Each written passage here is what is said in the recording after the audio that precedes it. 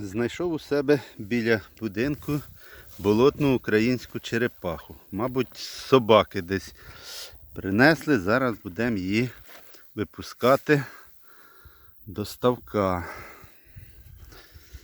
Так, вона вже почула запах ставочка.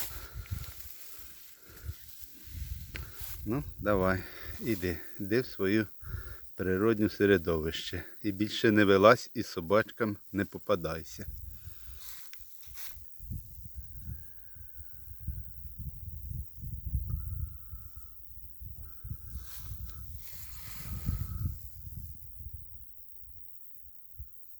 Не бійся, не бійся, я просто знімаю.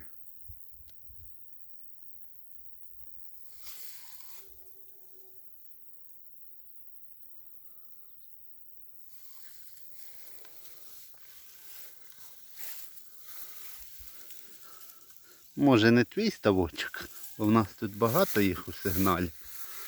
Але це краще, ніж нічого. Ну йди.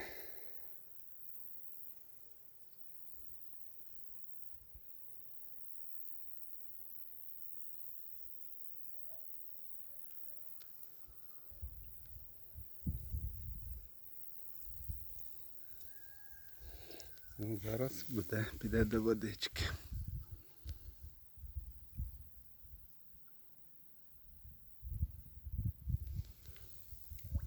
Все, попливла. Буль-буль-буль. Все, довольно.